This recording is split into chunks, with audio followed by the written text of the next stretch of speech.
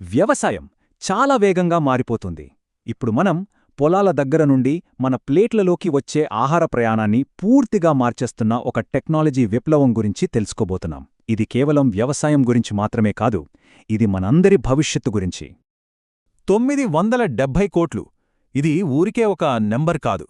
2050 నాటికి మన భూమి మీద ఉండబోయే జనాభా ఇది. ఇంతమందికి ఆహారం అందించడమనేది ఎంత పెద్ద సవాలు. ఇంత భారీ జనాభాకు సరిపడా ఆహారాన్ని మనం ఎలా పండించగలుగుతాం? ప్రశ్న వినడానికి చాలా సింపుల్గా ఉంది కదా, కాని సమాధానం అంత సులభం కాదు. అయితే మంచి విషయమేమిటంటే, మన పొలాల్లోనే పుడుతున్న ఒక టెక్నాలజీ విప్లవం దీనికి కొన్ని అద్భుతమైన సమాధానాలు ఇస్తోంది. అయితే ఆ సమాధానాల్లోకి వెళ్లే ముందు అసలు సమస్యేంటో అర్థం చేసుకుందాం.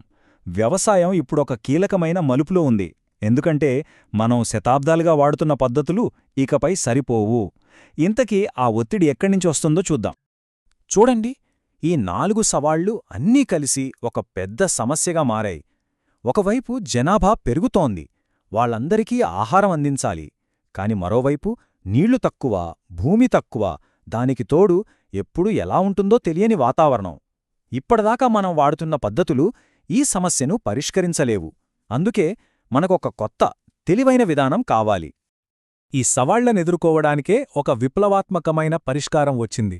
అదే అగ్రిటెక్. అగ్రిటెక్ అంటే కేవలం కొన్ని ఫ్యాన్సీ గ్యాడ్జెట్లు వాడడం కాదు. డేటా ఇంకా కొత్త ఆవిష్కరణల శక్తితో వ్యవసాయాన్ని మళ్లీ కొత్తగా తీర్చిదిద్దడమన్నమాట. ఈ అగ్రిటెక్లోకెల్లా ముఖ్యమైంది ప్రిసిషన్ అగ్రికల్చర్. దీన్ని సింపుల్గా చెప్పాలంటే పంటలకు పర్సనల్ హెల్త్ కేర్ లాంటిది. అంటే పొలం మొత్తానికి ఒకే రకమైన మందులు చల్లకుండా ఏ మొక్కకు ఏమి అవసరమో, ఎంత అవసరమో అంతే ఇవ్వడం. దీనివల్లేమవుతుంది?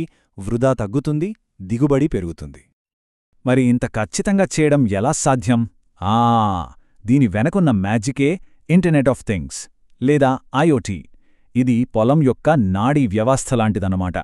నేలలో ఉండే సెన్సార్లు, ఆకాశంలో తిరిగే డ్రోన్లు, ఇంకా యంత్రాలు, ఇవన్నీ నిరంతరం ఒకదానితో ఒకటి మాట్లాడుకుంటూ ఉంటాయి.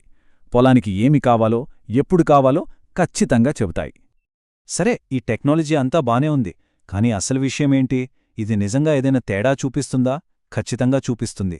డేటా మన పొలాలను ఎలా స్మార్ట్గా, మన ఆహారాన్ని ఎలా బెటర్గా చేస్తుందో ఇప్పుడు చూద్దాం. ఒక్కసారి ఈ పోలిక చూడండి. ఎడమవైపు పాత పద్ధతి, అంతా అనుభవం, అంచనాల మీద ఆధారపడి ఉంటుంది. కుడివైపు అగ్రిటెక్, ప్రతిదీ ఖచ్చితమైన డేటా, అప్పటికప్పుడు తీసుకునే నిర్ణయాల మీద ఆధారపడి ఉంటుంది. ఇది కేవలం ఒక చిన్న అప్గ్రేడ్ కాదు, ఇది ఊహల నుండి వాస్తవ జ్ఞానానికి మారడం లాంటిది. ఫలితాలు మన కళ్ల ముందే ఉన్నాయి. ఈ బార్ చార్ట్ చూడండి. పాత పద్ధతులతో పోలిస్తే ప్రిసిషన్ అగ్రికల్చర్ ఎంత ఎక్కువ దిగుబడి ఇస్తోందో ఆ బార్ల మధ్య తేడా స్పష్టంగా చూపిస్తోంది. అంటే అదే భూమి, కాని చాలా ఎక్కువ ఆహారం. ఇది మన ఆహార భద్రతకు ఒక గేమ్ చేంజర్ లాంటిది. ఇది కేవలం ఎక్కువ పండించడం గురించే కాదు, తెలివిగా పండించడం గురించి. ఈ చార్టు చూడండి. నీళ్లు, ఎరువులు, ఇంధనం, ప్రతిదాంట్లో మన ఎంత ఆదా చేస్తున్నామో తెలుస్తోంది. అంటే మనం తక్కువ వాడుతూనే ఎక్కువ సాధిస్తున్నాం. ఇది మన భూమికి ఎంత మేలు చేస్తుందో కదా. సరే, ఇప్పటిదాకా మనం థియరీ గురించి మాట్లాడుకున్నాం. ఇప్పుడు దాన్ని ప్రాక్టికల్గా చూద్దాం. పదండి, ఒక స్మార్ట్ ఫామ్లోకి అడుగుపెట్టి అక్కడ ఒకరోజు టెక్నాలజీ ఎలా పనిచేస్తుందో గమనిద్దాం. ఉదయాన్నే ఒక డ్రోన్ పొలం మీద ఎగురుతూ ప్రతి మొక్కను స్కాన్ చేస్తుంది.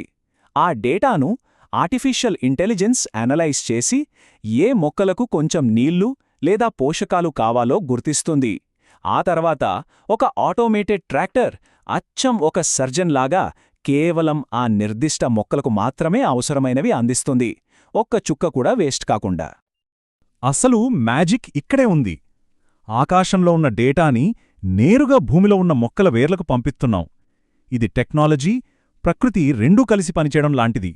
దీనివల్ల మనందరికీ ఆరోగ్యకరమైన ఆహారం ఇంకా స్వచ్ఛమైన పర్యావరణం లభిస్తాయి. అయితే ఈ అద్భుతమైన భవిష్యత్తుకు దారి అంత సులభం కాదు. ఈ టెక్నాలజీని ప్రతి రైతు దగ్గరకు తీసుకెళ్లాలంటే మనం కొన్ని పెద్ద సవాళ్లను కూడా ఎదుర్కోవాలి. ముందుగా ఖర్చు. ఈ టెక్నాలజీని చిన్న రైతులు ఎలా కొనగలరు? ఇక రెండవది డేటా. రైతుల సమాచారాన్ని ఎవరు కంట్రోల్ చేస్తారు? దానికి భద్రత ఏంటి? మూడవది నైపుణ్యాలు. ఈ కొత్త పరికరాలను వాడటానికి రైతులకు శిక్షణ ఎలా ఇవ్వాలి? ఈ ప్రశ్నలకు మనం సరైన సమాధానాలు కనుక్కోవడం చాలా చాలా ముఖ్యం. ఈ మాటలు, ఈ మార్పు ఎంత గొప్పదో చెబుతున్నాయి. ఇది కేవలం స్మార్ట్ ఫార్మింగ్ గురించి కాదు, ఇది మనకు, టెక్నాలజీకి, మనల్ని పోషించే ఈ భూమికి మధ్య ఒక కొత్త బంధాన్ని నిర్మించడం గురించి. కాబట్టి ఒక చివరి ప్రశ్నతో ముగిద్దాం. టెక్నాలజీ ఒక కొత్త రకమైన రైతును సృష్టిస్తుందా?